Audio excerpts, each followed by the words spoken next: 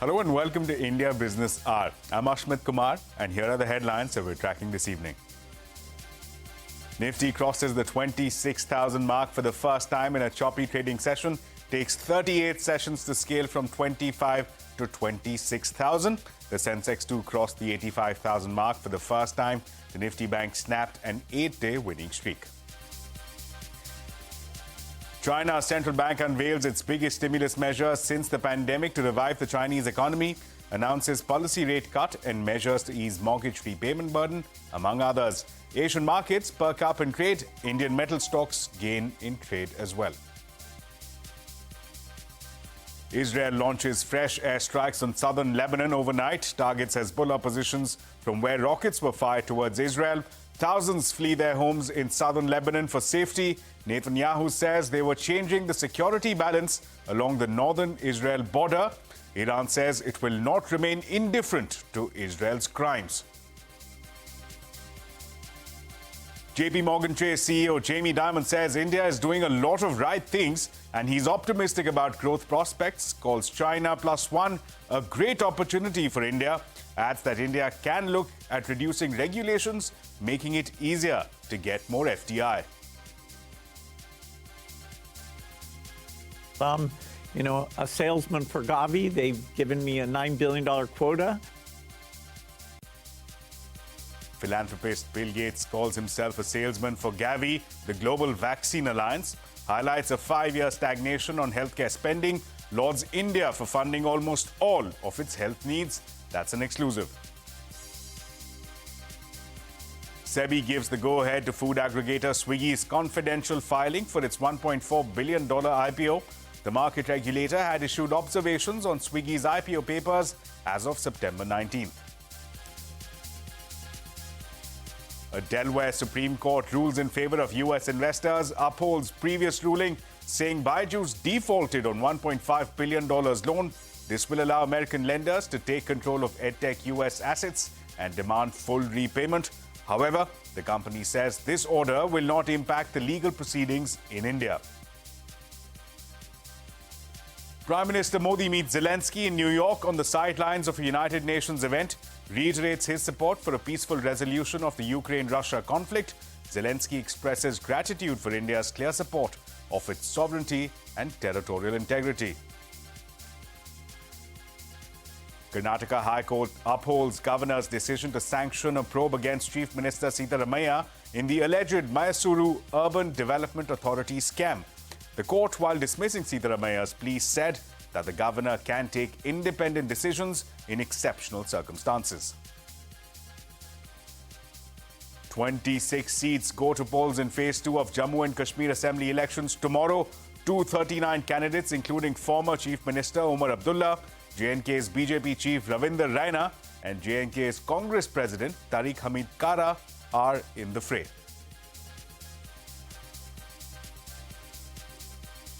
Well, let's begin with a quick look at the day's market action. The benchmark Nifty touched a record high of 26,000 in trade today. It was a choppy trading session. The 1,000-point rally from 25,000 took the Nifty 38 sessions. The sensex too crossed the 85,000 mark for the first time.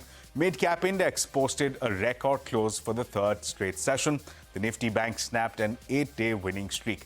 Hormaz Fatakia joining us now. Hormaz, take us through the Nifty's journey from 25,000 to 26,000. That's 38 trading sessions we're talking about.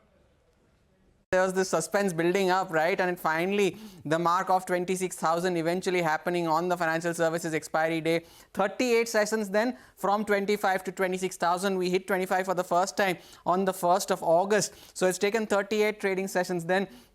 And since then, we've moved. So let's take a look at the top contributors then. And as you were mentioning, right, just a few minutes back about sector rotation taking place and the names that have come up. And this last 1,000 points, of course, have happened from the September of 11 that we have moved higher. Look at this. Bajaj Auto, Shriram Finance, Bharti Airtel, Bajaj Finserv and Hero MotoCorp among the top movers in percentage terms. Yes, Bajaj Auto continuing to move from one high to another, and even Bharti Airtel has come up here, as has Hero MotoCorp. But take a look at the underperformers, and they are the ones that have not participated in this rally. The best performing stock on the Nifty in 2023 is the worst performing stock in this 1,000-point rally. This Tata Motors is down 16%, and the PSUs, the high-flying PSUs, have been featuring in this list of underperformers, be the likes of ONGC and SBI. But a big catalyst of this 1,000-point move has been the rush seen in the banks. The Nifty Bank has been the lead contributor here, and as of closing yesterday, the Nifty Bank was up for 8 days in a row, and 3,000 points is what the index has gained, and that shows up in the Nifty moves as well that we have seen from the 11th of September.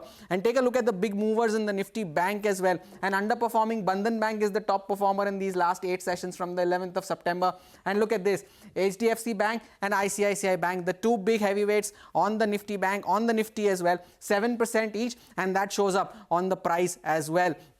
Interestingly, it was the 1st of August when Nifty hit 25,000, and it was the 1st of August when the PSU index made a near-term top as well. And since then, the PSU index is down almost 6.5 to 7%. And take a look at the top losers here. All the top performers, REC, SAIL, Concord, BHEL, LIC, all of them seeing double-digit losses, and 17 out of the 20 index constituents since the 1st of August have delivered negative returns. The only 3 in the positives are Oil India, NTPC and HPCL. But it is not the story of the PSU underperformance. Today is the day that belongs to the Nifty, and it's been a large cap move over this last month and a half. Hormaz, thanks so much for that. China's central bank has announced the biggest stimulus measures since the pandemic to boost the economy. The measures include a cut in its policy rate, a reduction in its required reserve ratio, and relief when it comes to mortgage repayment. The decision triggered China's 10-year bond yield to fall to 2%, which is the first time on record. In more international news, the Israel-Hezbollah conflict has widened. About 558 people have been killed in Lebanon since Israel started bombing the southern part of the country, claiming to target Hezbollah's military infrastructure. The Israeli military has urged Lebanese civilians to evacuate areas situated closer to Hezbollah's military infrastructure or buildings being used by them. The Iran-backed militant group also fired a barrage of missiles at Israeli air bases in response to the attacks. Israel has claimed that over 50 projectiles were fired from Lebanon into northern Israel. World leaders and the United States have urged for urgent de-escalation.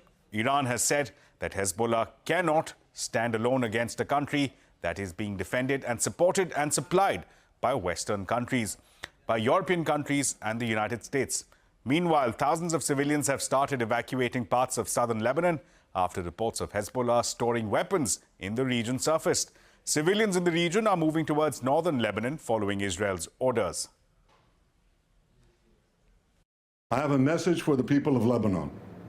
Israel's war is not with you. It's with Hezbollah. For too long, Hezbollah has been using you as human shields. It placed rockets in your living rooms and missiles in your garage. Those rockets and missiles are aimed directly at our cities, directly at our citizens. To defend our people against Hezbollah strikes, we must take out those weapons. Now, starting this morning, the IDF has warned you to get out of harm's way. I urge you, take this warning seriously. Don't let Hezbollah endanger your lives and the lives of your loved ones. Don't let Hezbollah endanger Lebanon. Please, get out of harm's way now. To the parties that are firing at each other across the blue line, to all the parties involved in this conflict, is step back from the brink. Stop the escalation. We have mechanisms through which to address these issues, notably on the security issue through UNIFIL, on the broader political issues through the work of our special coordinators in the region. As we just said, there is no military solution at this point that will make anyone in either country any safer. The escalation in Lebanon is extremely dangerous and worrying. I was in Lebanon some days before, just before the explosion of these electronic devices has been creating terror among the Lebanese population. Escalation is extremely dangerous and worrying. I can say that we are almost in a full full-fledged war. Well, here's the big exclusive interview of the day. Veteran banker and JP Morgan Chase's global CEO, Jamie Dimon, has said that India is doing a lot of right things and has shown optimism about growth prospects. Speaking to Prashant Nair, Dimon said that China +1 was a huge opportunity for India and other countries. He, however, conceded that it might take years and years for companies to move away from China. He also urged the Indian government to consider reducing regulations, making it easier to attract more foreign direct investment. America was overly reliant. That's not being angry at them. You should ask why we didn't do it before. But in terms of rare earths, semiconductors, penicillin, ingredients for pharmaceuticals. The second one is around disagreements around policy, like, if countries are aiding and abetting industries to dominate global industry and beggar thy neighbor, well, that's not going to work either. So you're going to have people, they're going to be hard fought. It's not going to cause deglobalization, but it's important that countries do that. And so, and it's just starting. It would take years. There's semiconductor, you're talking about 5, 10, 15 years. So even if it's going to take place, it's going to take a long time. But companies are doing it on things like iPhone. I know iPhone production. So some things can move quick. Some will take years. A huge opportunity for India. That people call it the China +1 strategy now, that companies that relied solely on China are going to look at India, Vietnam, Malaysia, Indonesia, etc.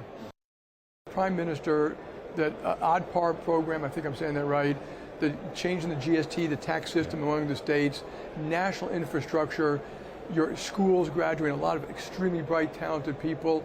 Those are the things to do. Reduce regulations. Here, regulation and bureaucracy does cripple foreign direct investment. So make it easier for foreign direct investment to come here. And then you have to do industry by industry. But I do think you should be attracting it. It'll help you grow much faster. Well, you can catch that entire conversation at 10 p.m. on CNBC TV 18. Now, more trouble for Byju's as the Delaware Supreme Court has upheld a ruling that found that the startup is in default on its $1.2 billion loan. From the ruling, allows lenders to seize Byju's U.S. subsidiary, Byju Alpha, and demand full payment. The $1.2 billion loan was originally extended to Byju's by a group of 37 financial institutions.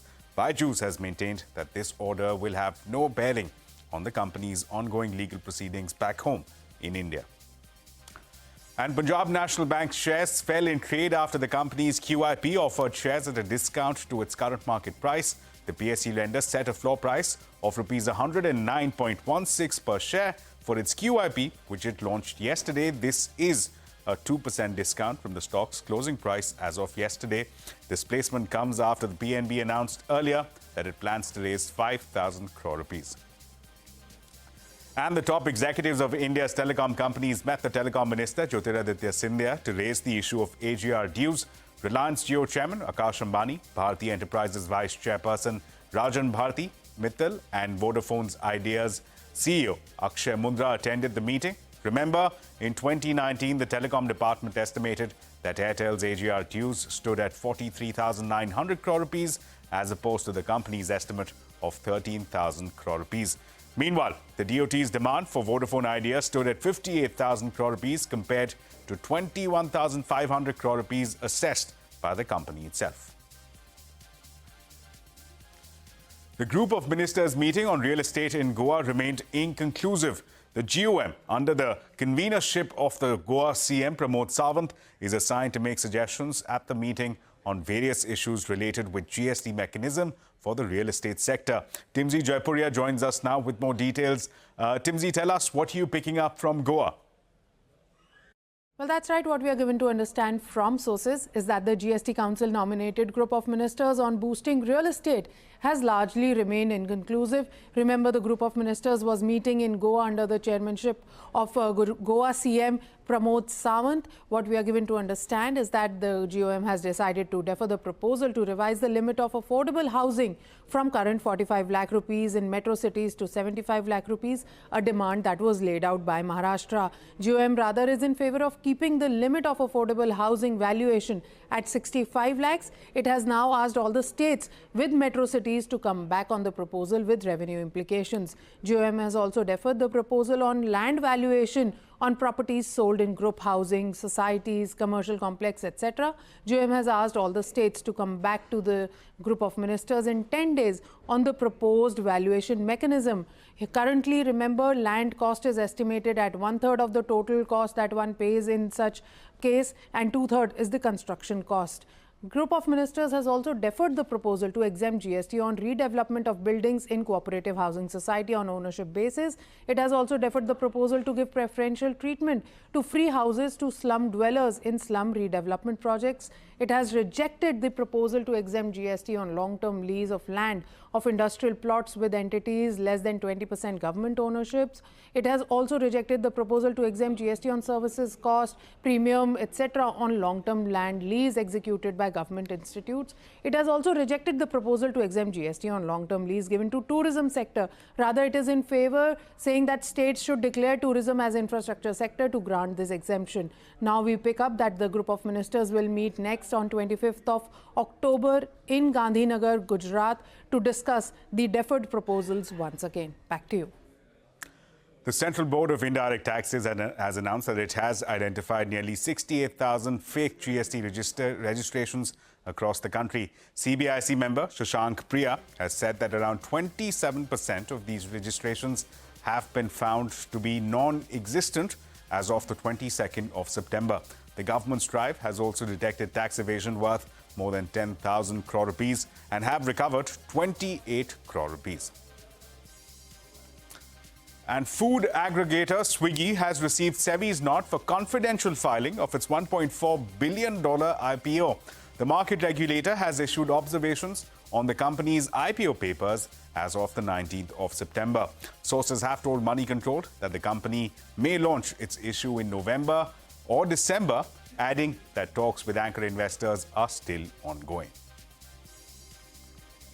Well, here's the big exclusive interview of the day. Business tycoon and philanthropist Bill Gates calls himself a salesman for Gavi, the global organization that works towards increasing access to immunization in poor countries. In a conversation with Shireen Bhan, Gates, who is also the co-founder of the Bill and Melinda Gates Foundation, said that he has been given the responsibility to raise $9 billion in funding for the Vaccine Alliance. He also spoke about his plans to use artificial intelligence to boost healthcare. Take a look. Development aid has been declining. There isn't political capital or financial resources available at this point in time to address some of the issues that you talk about. Now, the role that the Gates Foundation and philanthropic organizations like yours can play is still limited. I mean, an annual payout of $9 billion this year, can you really top that up? No, that'll be about the most we can do. And as you say, the big governments are way larger. And so, although often in R&D areas we can fund things on our own, when it comes to taking the tools, whether it's vaccines or drugs or nutrition, we need government partners, both rich world and developing world. And I think if people knew the impact, and we're only asking for a couple % of these rich country budgets. It's not like 4%, 5%, or anything like that. But they should be proud of what they've done, and we should get back to it, because a lot of the innovations we're talking about allows those dollars to have even more impact. India's a nice situation because India funds almost all of its own health nowadays, and it's made it a priority. And so the partnership we have with the Indian government about, okay, why are there still these nutritional deficits? I would say that's a bright spot in an otherwise troubling picture. I'll get to India in just a second, but I want to continue to address the funding issue. Right. You've got coalitions like Gavi coming up for replenishment. Do you worry that it's just not going to have the funding available or necessary? Certainly, I do worry about that. I'm a salesman for Gavi. They've given me a $9 billion quota, and I'm worried that I'm not going to. They're going to fire me, I'm afraid. No, it's a worthy cause. As the foundation looks back on its 25 years, although there have been a lot of amazing things, helping with Gavi, helping to found it and support it, engage with it, is the top of our list. So it would be almost criminal for Gavi not to get fully funded and provide these vaccines to all the world's children. Well, you can catch that entire conversation with Bill Gates at 10:30 p.m. right here on CNBC TV 18. And coming up on India Business Hour, operations for the first phase of Mumbai's underground metro may begin as early as next week. Phase 1 stretches from RA Colony to BKC and includes important stations such as International Airport. A special report coming up. And you can also catch all CNBC TV 18's news and updates on Facebook, X, Threads, Instagram, and JioCinema.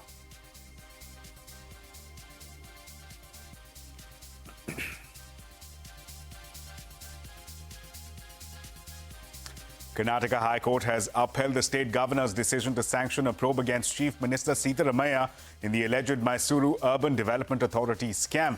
The court, while dismissing Sitharamaiah's application, said that the governor can take independent decisions in exceptional circumstances. Harish Upadhyay with the complete report. In a major setback for Karnataka Chief Minister Sitharamaiah, the Karnataka High Court has dismissed his petition, which was seeking a quashing of Raj Bhavan's order, governor's order allowing prosecution sanction in the Muda case. But there is a partial relief for Sitharamaiah because prosecution sanction given under 218 of BNSS has been set aside, but prior approval for investigation given by the governor has been accepted. At the same time, the Karnataka High Court has said that the governor did not have to go by the aid and advice of the Karnataka cabinet because this was an exceptional case, and at the same time saying that there needs to be an investigation in this case. Now, there are multiple options before the Karnataka Chief Minister. He can go to the division bench of the Karnataka High Court seeking relief, or he can approach the Supreme Court. In the meanwhile, the petitioners are hoping that the special court for public representatives will hear their petition seeking a private complaint against Sitharamaiah. In all this, the BJP has sought the resignation of Chief Minister. So BJP is trying to dislodge our government through money power and also through Operation Kamala, but they could not succeed. I'm not afraid of the conspiracy hatched out by both BJP and JDS, because people of Karnataka are with our party. See, there is no question. My chief minister has not done anything wrong. He is not involved with any scam. It is a political conspiracy by the BJP to all of us, to all the opposition leaders in the country. This is what is going on. So there is no question of my chief minister has done anything wrong. They are creating problem. We stand by him. We support him. He is doing a good work for the country, for the party, and for the state. Bharatiya Janata Party and number of activists in Karnataka were the ones that exposed the scam, the Muda land scam, that the Sitharamaiah family was involved in and benefited from. And this court order is a very important order because it sends a very strong signal to political leaders like Sitharamaiah, who for years have been, in a sense, free to loot, free to scam in Karnataka, thinking that there are no consequences. Well, Mumbaikars are likely to have access to their first underground metro line as early as next week. The ambitious project of connecting Colaba to Seeps is ready for its first phase. The 12.5-kilometer stretch is poised to be commissioned soon, subject to its safety clearance. CNBC TV 18's Shilpa Ranipeta took a ride on this line. Here's what it looks like.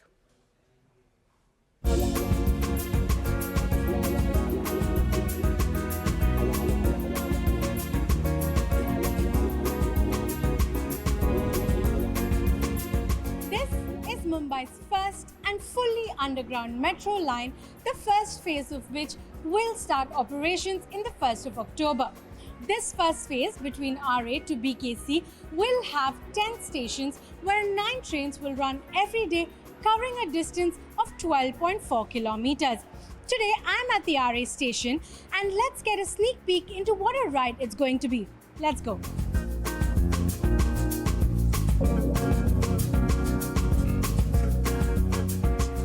8-coach train has the capacity to ferry 2,500 passengers per train, with one train coming every 3 to 4 minutes.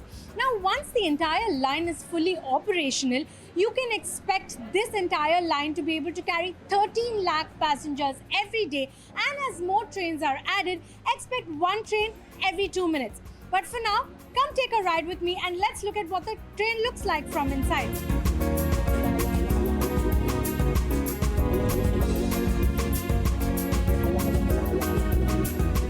We all know what a nightmare traffic has been lately in Mumbai. Now, this corridor is expected to cut vehicular trips by 6.65 lakh a day, reduce fuel consumption by 3.5 lakh litres a day, and also cut overall traffic by 35%. And once the entire line is commissioned and operational, it will cut down travel time from Cuff Parade to RA to just about an hour. Now, for travel between Cuff Parade to BKC, don't worry. The second phase is also almost 86% done. Now, this stretch will cover 17 stations across 21.35 kilometers, where 22 trains will run every day. And this is expected to get commissioned by March 2025. And there you will have it, the Mumbai Metro Line 3, or the Aqua Line, that will cover a total distance of 33.5 kilometers with 27 stations, 26 underground and 1 above, and done at a total project cost of 32,275 crore rupees. In Mumbai, Shilpa Ranipeta. A lot to look forward to there for Mumbaikars next week. With that, it's a wrap on this edition of India Business Hour. Thank you so much for watching. News and updates will continue right here on CNBC TV 18.